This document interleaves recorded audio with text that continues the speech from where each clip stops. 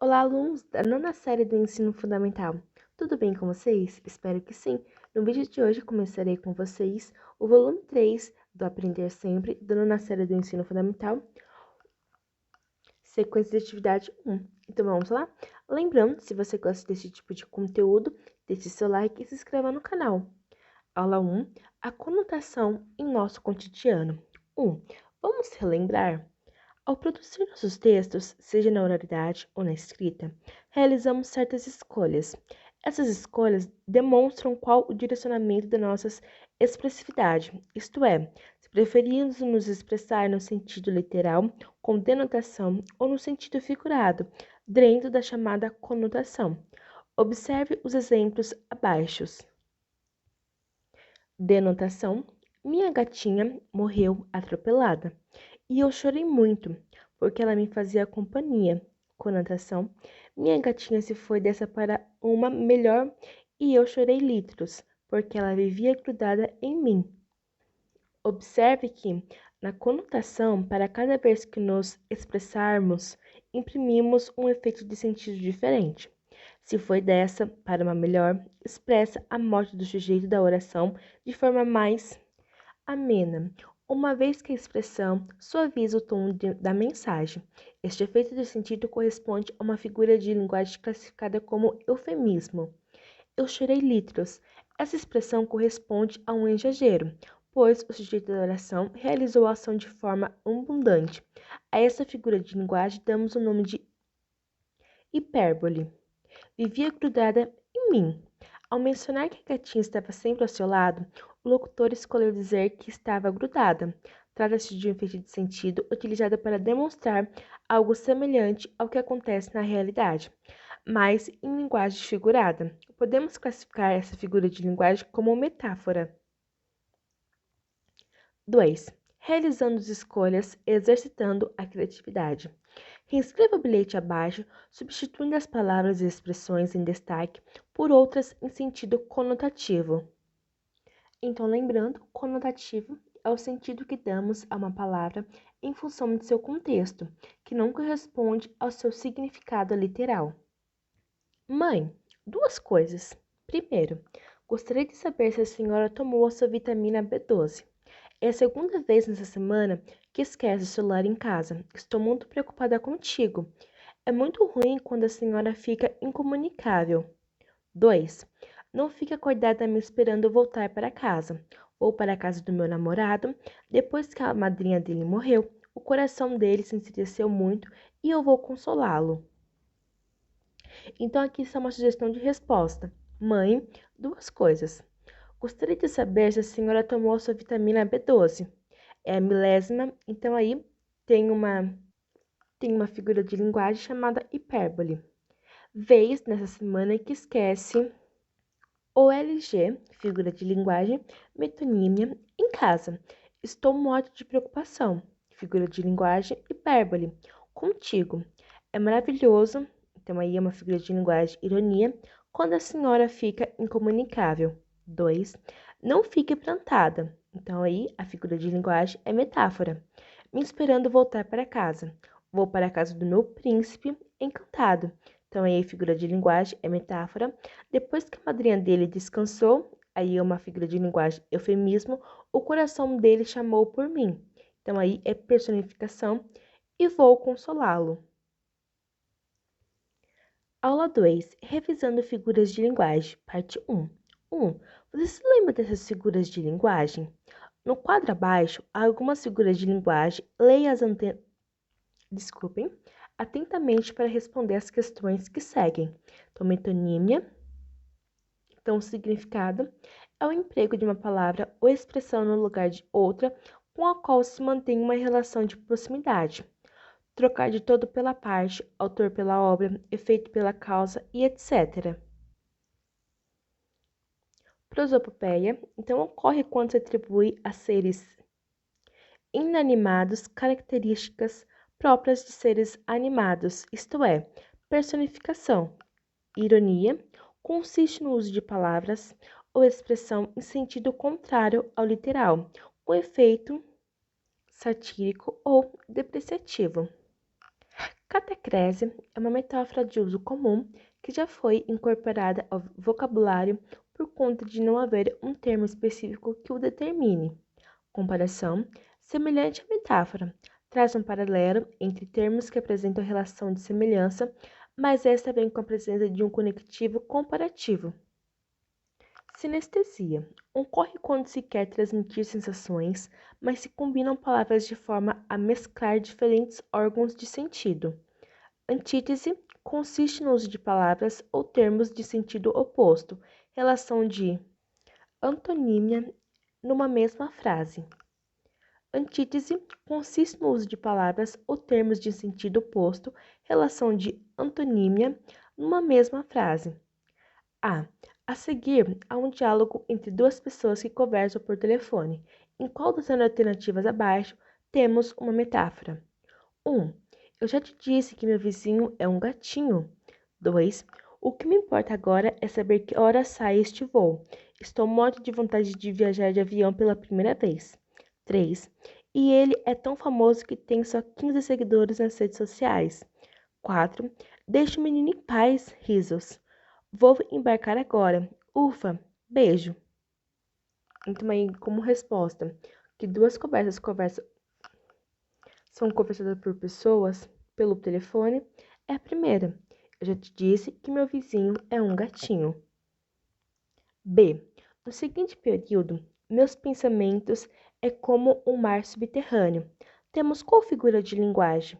Primeiro, ironia. Segundo, hipérbole. Terceiro, comparação. Quarta, metonímia. Então, aí, no seguinte período, meus pensamentos é como um mar subterrâneo. A figura de linguagem é comparação. 2. Poema é um gênero textual que permite a criação de novos sentidos e significados às coisas. Neste gênero textual, o poeta, munido de muita inspiração, criatividade, inteligência, entre outros atributos, vai além do básico e transmite a sua mensagem de maneira única. Por conta disso, é comum encontrarmos figuras de linguagem em textos poéticos. Leia o poema e observe como a linguagem foi trabalhada para a construção de sentido a partir de efeitos realizados pelo uso de palavras em sentido conotativo. Isto. Dizem que finjo ou minto tudo o que escrevo? Não. Eu simplesmente sinto com a imaginação. Não uso o coração. Tudo o que sonho ou passo, o que me falha ou finda, é como que um terraço sobre outra coisa ainda. Essa coisa é que é linda.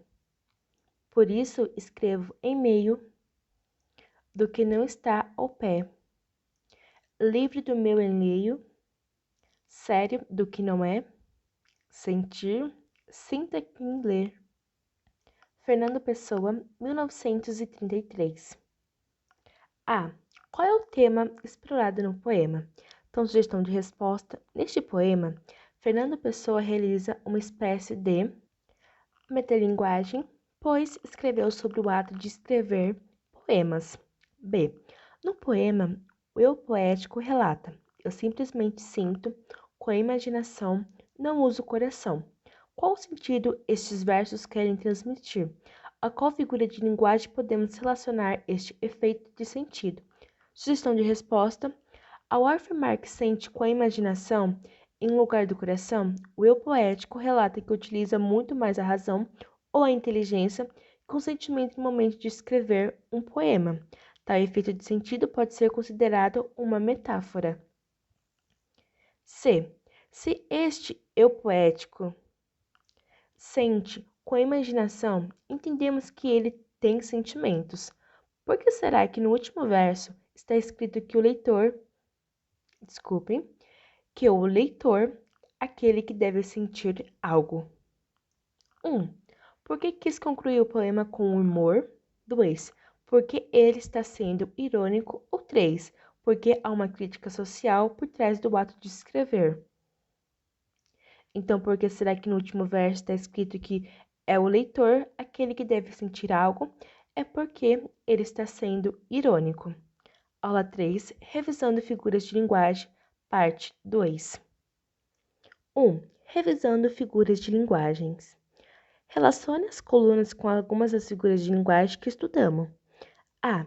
Sinestesia. B. Antítese. C. Catacrese. D. Prosopopeia. E. Metonímia. Pé de café. Ler Machado de Assis. Um passarinho me disse. Teu cheiro doce. É um caso de amor e ódio. Então, a sinestesia está teu cheiro doce. B. Antítese está é um caso de amor e ódio. C. Catacrese está em pé de café. D. Prosopopeia está um passarinho me disse. E. Metonímia está ler Machado de Assis. 2. Leitura e interpretação do poema. O que escrever? Levanto-me da cama inquieto. Os pensamentos surgem no disparate, mas nenhum deles é concreto. Minha língua coça, meus dedos tremem. Bebo um gole de café, começo a escrever, não consigo escrever. A frustração é imediata. O Wellington é aluno da rede pública estadual, está matriculado na escola estadual Afonso Cafaro, que pertence à diretoria de ensino da região de Fernandópolis. Pego lápis e papel, escrevo, reescrevo. Entre esses riscos e rabisco, me questiono sistematicamente se isso tudo faz sentido. Ideias sobrevoam meu HD interno, procuro transferir um décimo pelo menos dos sentimentos, emoções e crises existenciais presentes aqui dentro. Começo bem e as palavras começam a ter um significado, mas de repente perco totalmente a concentração. Perdi o fio da meada. Tomo um banho, tento ouvir música, já tentei até dormir, tudo sem sucesso.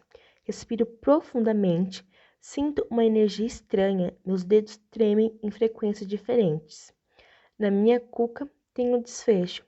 Tudo parecia perdido, sem sentido, mas nada como um amanhecer após o outro para ter um novo sentido essa vida. Wellington dos Santos de Souza. Após a leitura do poema, responda as questões abaixo. A.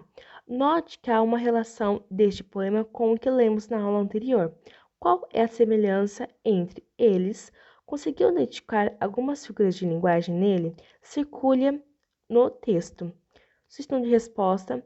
Ambos trazem um parecer individual sobre o ato de escrever poemas e há várias figuras de linguagem nele, como a metáfora em ideia sobrevoa meu HD externo, em meus dedos tremem em frequências diferentes.